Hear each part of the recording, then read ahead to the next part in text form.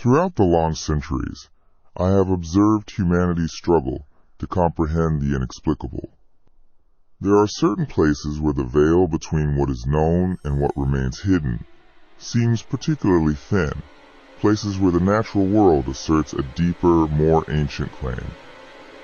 It is in these isolated corners, often nestled among the shadowed peaks and dense forests, that the fabric of reality appears to fray, allowing other possibilities to emerge. The accounts I collect serve as testament to these encounters, moments when the familiar gives way to something profoundly other. They speak of an enduring presence, a watchful darkness that has always been, lurking just beyond the edge of human perception. These are the whispers from the wild, the evidence of an enduring mystery. Jesse, residing in the southwest corner of Missouri, recounts a summer afternoon walk where their pit bull became inexplicably distressed, sensing an unseen presence in the deep woods surrounding their home. I used to live in the southwest corner of Missouri in an old railroad town that had quite a few missing people here and there. I lived in what we called a holler, at the bottom of the tops of two enormous hills. A creek ran through the holler but was mostly dry throughout the year. Despite it being dry, living in what was basically a ravine makes the land and hills damp and misty. The woods surrounding our trailer were perpetually green year-round and thick. You could walk in one direction for 10 minutes and get lost. Generally, we kids used the creek bed for a path, as there were flat rocks along it that was easier to navigate than the viney, lush forest floor. One day, in the middle of the summer, I decided to go for a walk in the woods. As usual, our red-nosed pit bull, Fatty, came along. The sun would be setting soon, but I was home alone a lot at that time, so there was no one around to tell me not to go. I figured I had enough time before sunset to walk to a certain point and back. It was 7:30, and the sun set at around 9 o'clock at that point in the summer. The minute I started trekking it through the creek bed, my pit bull started whining. He didn't leave my side once, but was reluctant, stopping here and there to smell the air, looking behind us. I figured maybe there was an animal in the area, so I didn't worry too much. There was a point in the creek bed where I had to duck under two fallen trees. It made sort of a bridge in the middle of the creek and acted as a turnaround point for most of my walks. My dog was still whining, and I began to wonder if there was a cougar or even a bear in the area. But for some reason, I wanted to keep walking. I ducked under the trees, shushed Fatty, and stopped to listen to the woods surrounding us. I heard nothing. I heard literally nothing. No wind, no snapping twigs, not even any birds. Even on calm days with no wind, those woods were usually teeming with sounds and life.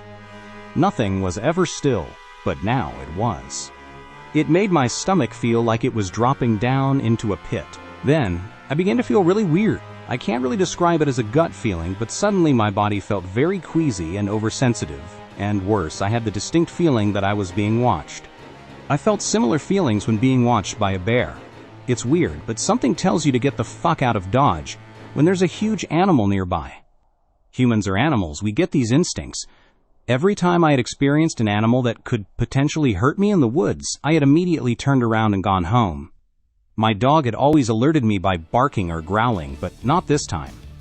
Fatty was scared and trembling. I'd seen this dog get hit by a truck before and get up like nothing had happened, and he was terrified. All signs pointed to leaving, right? But no, another weird thing happened.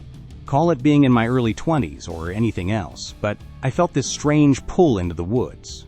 There was no sound, but I felt like something was calling me, luring me deeper into the woods. It was the creepiest thing I had ever felt in my life, but I was so curious. I wanted to know what the hell wanted me to wander further ahead. I walked forward, aware that my dog had firmly planted himself at the fallen trees. He was shaking all over and yelped at me as I walked away, but he didn't come with me. He also didn't leave, which I believe potentially saved my ass that day.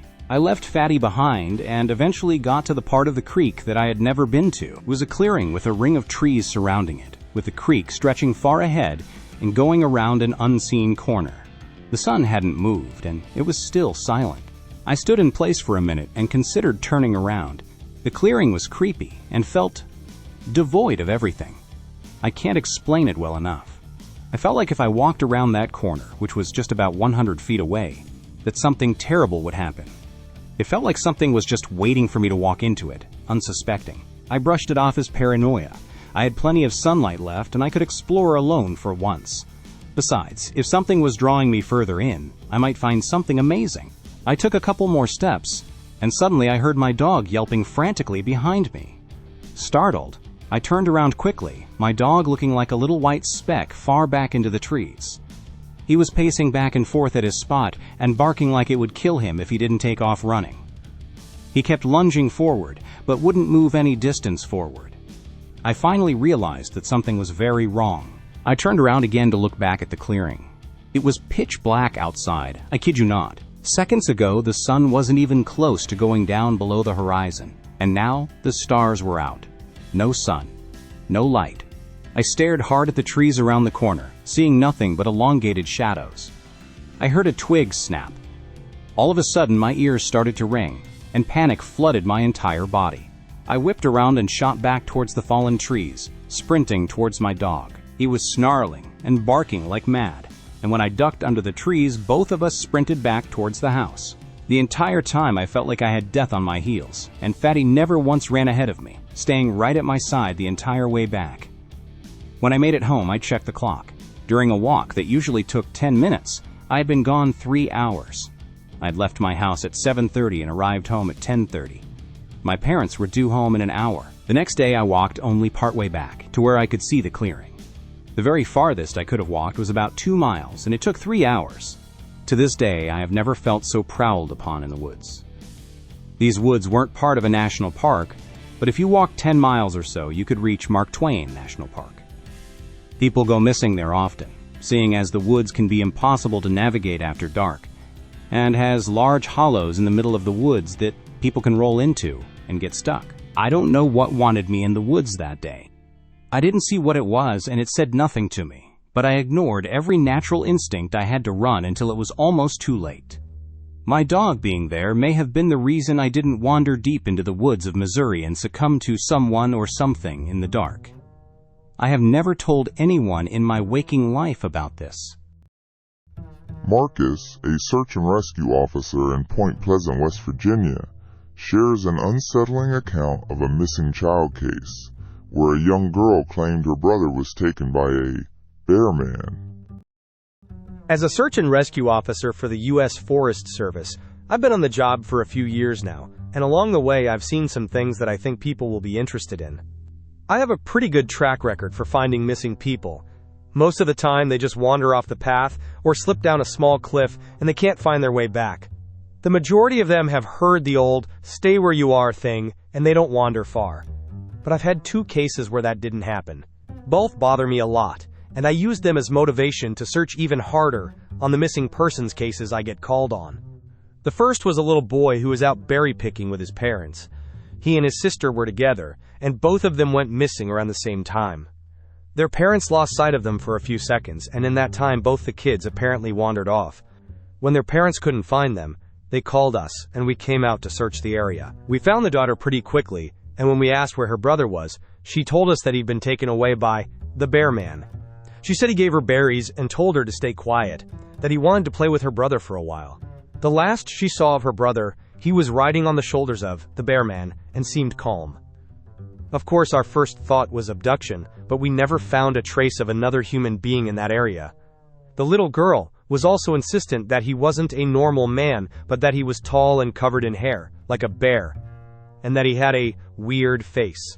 We searched that area for weeks. It was one of the longest calls I've ever been on, but we never found a single trace of that kid.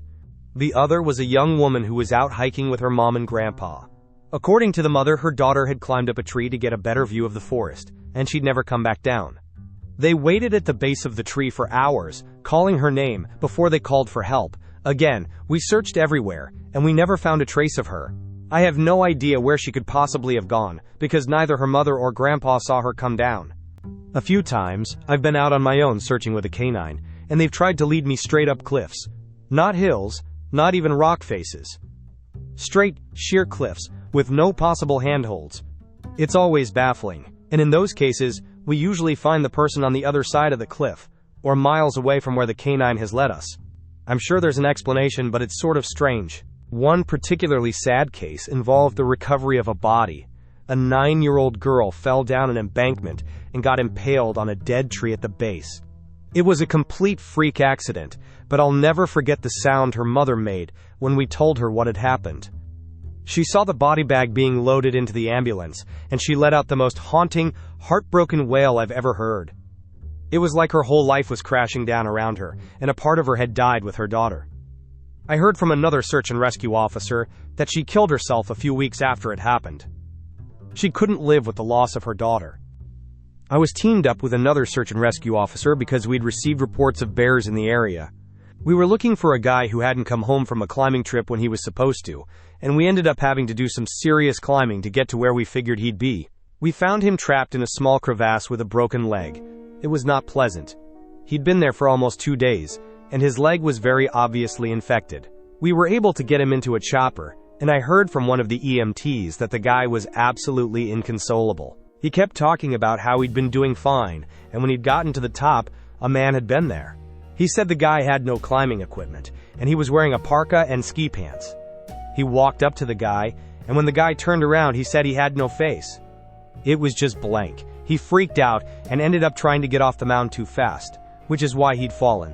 He said he could hear the guy all night, climbing down the mountain and letting out these horrible muffled screams. That story bothered the hell out of me. I'm glad I wasn't there to hear it. One of the scariest things I've ever had happen to me involved the search for a young woman who'd gotten separated from her hiking group. We were out until late at night because the dogs had picked up her scent. When we found her, she was curled up under a large, rotted log. She was missing her shoes and pack, and she was clearly in shock. She didn't have any injuries, and we were able to get her to walk with us back to base operations. Along the way, she kept looking behind us and asking us why that big man with black eyes was following us. We couldn't see anyone, so we just wrote it off as some weird symptom of shock. But the closer we got to base, the more agitated this woman got. She kept asking me to tell him to stop, making faces at her. At one point, she stopped and turned around and started yelling into the forest, saying that she wanted him to leave her alone. She wasn't going to go with him, she said, and she wouldn't give us to him. We finally got her to keep moving, but we started hearing these weird noises coming from all around us. It was almost like coughing, but more rhythmic and deeper. It was almost insect-like. I don't really know how else to describe it. When we were within sight of base operations, the woman turns to me, and her eyes are about as wide as I can imagine a human could open them. She touches my shoulder and says, "He says to tell you to speed up. He doesn't like looking at the scar on your neck." I have a very small scar on the base of my neck, but it's mostly hidden under my collar, and I have no idea how this woman saw it. Right after she says it, I hear that weird coughing right in my ear, and I just about jumped out of my skin. I hustled her to operations, trying not to show how freaked out I was, but I have to say I was really happy when we left the area that night. This is the last one I'll tell, and it's probably the weirdest story I have. Now, I don't know if this is true in every search and rescue unit, but in mine it's sort of an unspoken regular thing we run into.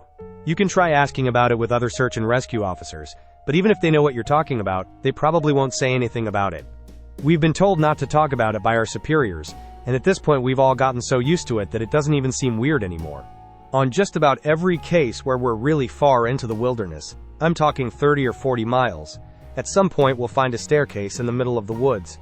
It's almost like if you took the stairs in your house, cut them out, and put them in the forest. I asked about it the first time I saw some, and the other officer just told me not to worry about it, that it was normal. Everyone I asked said the same thing. I wanted to go check them out, but I was told, very emphatically, that I should never go near any of them. I just sort of ignore them now when I run into them because it happens so frequently. I have a lot more stories, and I suppose if anyone's interested I'll tell some of them tomorrow. From Hall Mountain in eastern Tennessee, Alex relays his grandfather's harrowing childhood memory of mysterious attacks on their farm's chickens during a severe snowstorm in the Appalachian foothills. Early in January of this year, I accompanied my grandfather down to eastern Tennessee to the small rural town he grew up in.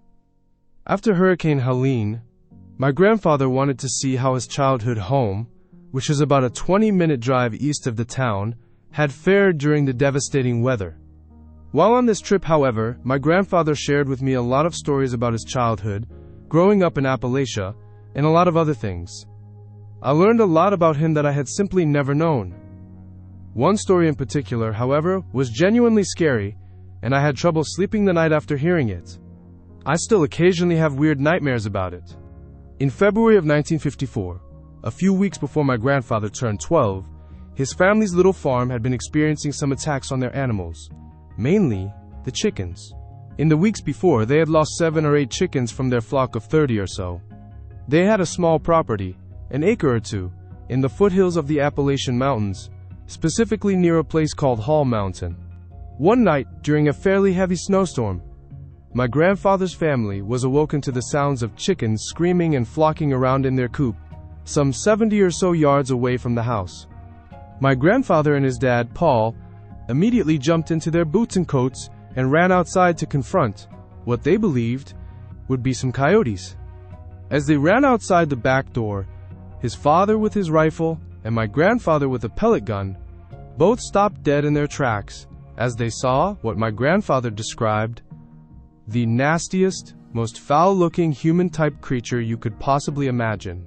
A light on the barn illuminated the creature, and my grandfather said that it was almost bare naked, save for what looked to be a bear pelt draped around its shoulders, and had a dead chicken in its mouth. Paul snapped out of his shock and fired a few rounds at the creature. He nicked it once in the upper thigh as it ran across a field, initially on 2 legs, before dropping down to all 4s and disappearing into the woods. My grandfather and his father stood there in shock. They made sure the rest of the chickens and the other animals were all right before my grandfather was told to go back inside, check on his mom and sister, and go back to bed. Apparently, Paul stayed outside for a few hours, pacing back and forth on the porch, waiting for that creature to come back. My grandfather said he hardly slept the rest of that night, and when he got up the next morning, he saw his father in the living room on their phone. As he was eating breakfast, his father came into the dining room, whispered something to his wife, and sat at the table. When my grandfather finished eating breakfast, his mother left the room, and his father cleared his throat and started talking. "I was on the phone with your uncle. He'll be here this afternoon with your cousin. We're going to follow the blood trail that was left behind by whatever creature we saw last night. It went down into the holler on the mountain." My grandfather said he just shook his head quietly and didn't really speak the rest of the morning. By 12:30, himself, his father, his Uncle Peter, and his cousin Samuel were all walking northwest into the woods, following the bloody trail left behind the previous night. My grandfather said it felt like an hour or so must have passed before anyone spoke. His Uncle Peter, who was much more of a hunter than Paul, stopped everyone and pointed at something slightly up the trail. The tracks led up to a spot in the snow that was just soaked in blood. My grandfather said it looked like something had just keeled over and died. What really shocked them as they approached it, however, was how it appeared like whatever had laid there had been dragged deeper into the woods. They began following the new trail that had been dragged through the snow, and began noticing multiple sets of tracks which were made by bare human feet, alongside the dragged trail. It was at this moment when my grandfather noticed his father switching the safety on his rifle to off. They trekked alongside the trail a little farther until they reached a small frozen stream. On the other side of the stream, tucked under a massive cliff overhang, was a cave entrance. My grandfather said it was about 20 feet across and maybe 6.5 feet tall at its tallest. The bloody drag marks and the multiple tracks led right across the stream and into the cave. Paul and Peter told the boys to wait behind a rock, and if they didn't shout back that they were okay in 5 minutes, to run back home and call the police. They walked over the river and stood at the cave entrance before shining a light into it and slowly walking in. My grandfather said that about 4 minutes passed before they heard his uncle's voice, but that it seemed like an eternity. They saw his Uncle Peter come out, and his father shortly followed. My grandfather said that they were both pale as ghosts and that they hardly spoke on the long hike back. My grandfather and Samuel begged Paul and Peter to tell them what they saw, but the 2 men wouldn't budge and said that they would all talk later. They all returned to my grandfather's house around 3 o'clock that afternoon, and his Uncle Peter and Samuel immediately got in their truck and left without saying a word. My grandfather and his father walked in through the back door into the kitchen where his mother was waiting anxiously. Paul hugged her and whispered something to her. She nodded and went into a separate room. Paul sat down at the desk in the kitchen and motioned for my grandfather to bring a chair over and sit. My grandfather did so, and this is what Paul told him, apparently verbatim. Your uncle and I went into that cave, and we saw people. They aren't people like you, or me, or anyone you know. They're very different. They live deep in the woods, and don't leave, hardly ever. They are almost like animals, I suppose. You might call them wild. It seems like they've lived deep in those woods and hollers longer than anyone has ever been here. We saw the person I shot last night. He must have died. His people were giving him a burial, I believe. They saw us, and they acknowledged us. They didn't seem mad. But I know we aren't welcome back there. Tommy, do not ever go across that creek. Everything over it is theirs, and we will leave them to it. My grandfather said that was the only time his father ever spoke of what he saw in that cave. His father never went back, and neither did he. But the way my grandfather spoke about it, the sincerity with which he spoke, and the tone of his voice during certain parts of the story, I fully believe he was being honest. He truly saw his father fatally shoot a feral human, and his father and his uncle truly saw a small feral community living in a cave deep in the Appalachian Hills. These accounts of an animal's inexplicable terror, of children taken by an unknown entity, and of unseen forces assailing a farm, speak to the persistent, ancient mysteries that haunt the edges of human settlement. They are whispers from the world beyond our comprehension, evidence of what endures in the wilder places. If your own life has mirrored such inexplicable encounters, you may leave your testimony. Such accounts, when deemed worthy, will find their place among these collected files.